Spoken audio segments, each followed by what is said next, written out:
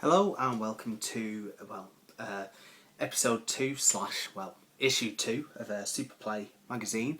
Like I said, anyone who's seen my look at issue 1, I just wanted to try something a bit different rather than just me holding up the magazine and showing you key parts of what I think you want to see. I just thought it was easier to obviously have a look at all the magazine. So hopefully you can make out quite a lot of the pages, what's on them. I'll do my best to obviously show things the best way I can. Anyway, I'll stop talking about what I'm going to do and actually do it. So here we have issue 2 of Super Play magazine, dated December 1992. Fantastic artwork as usual on the cover. Here we've got Link and Zelda. Again, still £1.95, so really cheap for a magazine back then. So again, going through it, we have got, again, as in issue 1, the 2-page advert for Acclaim, obviously pushing a lot of their titles for the Super Nintendo. And then we've also got some of the Ocean console titles here, Parasol Stars, McDonald Land, Hunchback, and oh god, what is that? Exhaust Heat as well. And then we've obviously got the contents page that you'd expect, with every single magazine. Just pull that along a little bit there. Sorry if I do cut anything off, I will try not to. So, next up we have got Super Express, the news pages, and again at the bottom, this is one thing that Super Play did really well every issue, the Super Play profiles, having a look at what basically the staff are actually into, what they've been doing, things like that, so you've got things like the first gigs, favourite film and stuff, so it just made sure that you got to know the writers a little bit more. Nice touch. Anyway, moving on, we've got some big news here for a few upcoming games, some better than others. All these by Ocean. So we've got Lethal Weapon, based on the film. We've also got Mr. Nuts, which isn't a bad platformer. Cool World, based on a film, but meant to be terrible, although it is quite a rare game now. And then we've also got Addams Family Pugsley Scavenger Hunt and Pushover. That was originally on the Amiga, so not a bad puzzle game, that one. And then, again, what else have we got? A feature here, new Nintendo packs for Christmas. So you've got the Super Nintendo Super Scope pack, priced at £170. Not the best one really. You've got the Super Nintendo its own for 110 quid. You've also got it with Super Mario World for 29. Really good bundle there. Mario World, fantastic game. And then you've got the Street Fighter 2 pack at 159, but obviously that only comes with one controller. Here you've got the Super Play Hot List, Mario Kart, Bart's Nightmare, Street Fighter 2, UN Squadron, Super Aleste. Super Aleste is something I've got in my collection. Still actually not sat down and played it yet, so it just happened to be right next to me. Although I think it will be something that I need to put on and give a try anyway. Anyway, back to the actual magazine. So we've also got a little bit of news here for Lost Vikings. Fantastic puzzle game. It's one that I really recommend. Have a quick look. We've also got interview here with Peter Molyneux, formerly of Bullfrog, about his experience over in Tokyo. We've got a load of UK release previews, 2 pages worth of games, so a lot to get stuck into there. Again, like I mentioned in issue 1, anime was a massive part of Super Play, so again 2 pages about the biggest anime releases. Feature here about Games Master. Is this? Yep, this is actually for the magazine that came out around this time. What else have we got? We've got a bit of news here on Mickey's Magical Quest, a fantastic platform game. And then here we have got the charts. So again, the official chart, UK import chart, American, Japanese. Q&A with James Higgins from Ocean. So obviously asking him a few questions. Picture there of Pugsley's Scavenger Hunt. More anime stuff here, bit of Dragon Ball Z, Ultraman, Godzilla, picture down here of UN Squadron, and again more stuff on some of the bigger Japanese games here. Don't know if anyone's played it. Ranma Half, I used to love that. Crazy one-on-one beat 'em up where you can be a king, giant panda, you know, a typical little Japanese lad. Yeah, I just really liked it. It was something a bit different to play, you know, from the one-on-one beat 'em ups. Anyway, moving along, we've got first review of the issue, Axley. Fantastic shoot 'em up, some really good graphics and some nice effects in it. Price there, 45 quid approximately. Giving it 85% down here. Again, it's the graphics that get it the biggest rating there, 94%. And then, like with all the Super Play reviews, you know, a nice box of text there telling you their thoughts on it. Here we've got Rampart, one of the games in the Super Play Top 100. It's only rated 79%, but if I want it, it's going to be American only, and it seems to be quite hard to get as well, so it's a bit frustrating at the moment. And then we've got Spin Dizzy Worlds, next to it, 69%. Soul Blazer, oh god, where have I got that? I've got this in my collection, they'll just seem to be next to me at the moment. I've got it on American, a fantastic RPG for anyone who's not played that.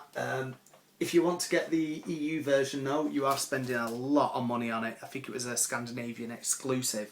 Anyway, it can cost quite a bit for the American version. I think I spent about £50 on that. God, it was about a year ago. Anyway, 89% they gave that, so it is worth trying out.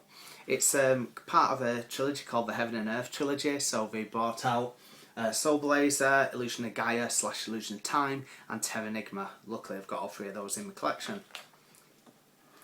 Next up we've got Super Play Action Football, 71%, not really my type of thing at all. And then we have got the First Player's Guide, looking at Zelda 3, A Link to the Past.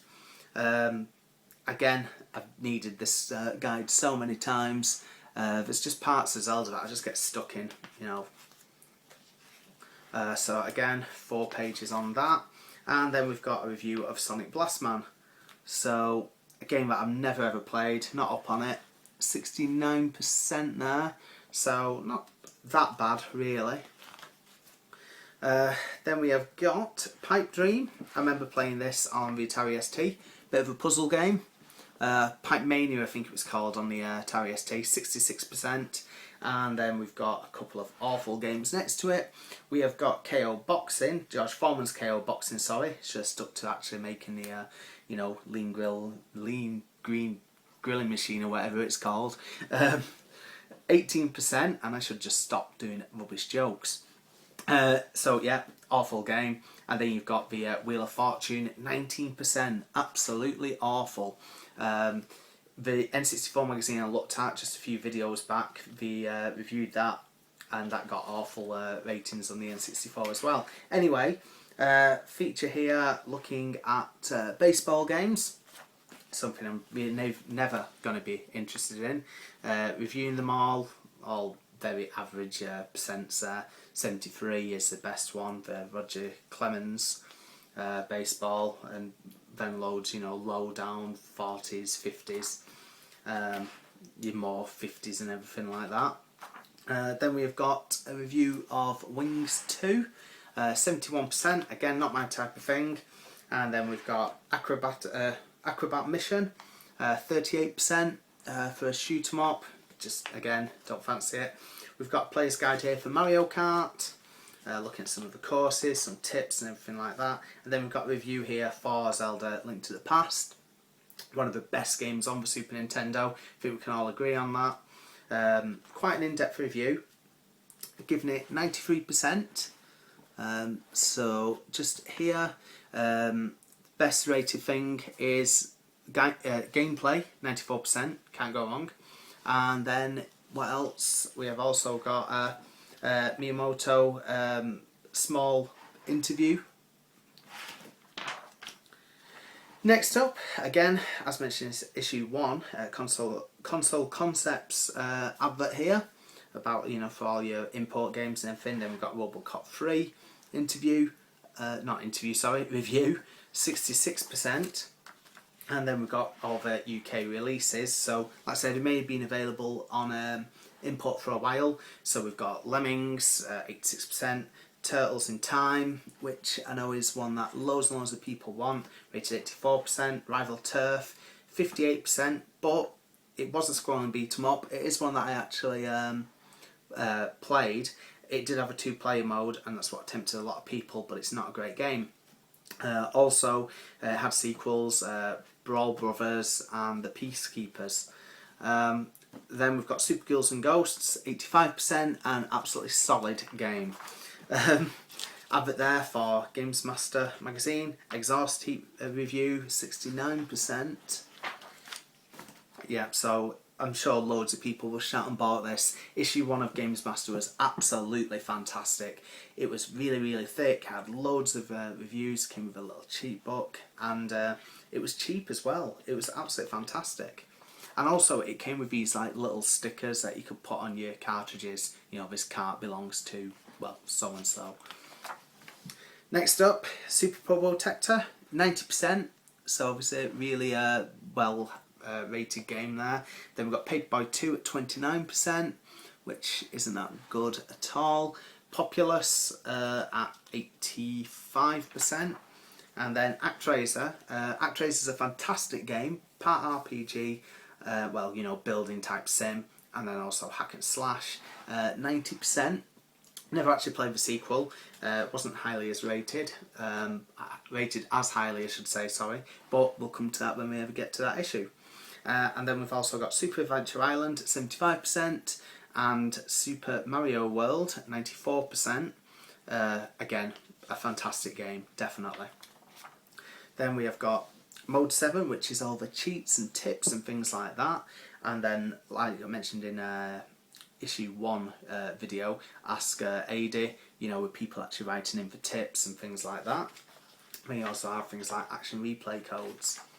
Oh god, this is absolutely fantastic. This is something I used to love reading. Game Freak, where people would write in with technical questions, you know, to do with converters, ratios of games, and, you know, all sorts. You know, there's some really, really good questions asked there. And then a bit further on, we've got an advert here for Total magazine. Just move on a bit. We've also got the letters pages, as well as supermarkets, so people advertising their, you know, what they've got for sale, pen pals, things like that. And then, like I mentioned, What Cart, which finishes off the magazine nicely. Again, another advert for Total, obviously another future publishing magazine. And then we've just got adverts towards the back and the date book. Okay, so just finishing again with Special Reserve, you know, a staple of most 90s magazines. So, like I say, that was issue 2 of Super Play magazine. Just having a quick look at it. Hope you enjoyed.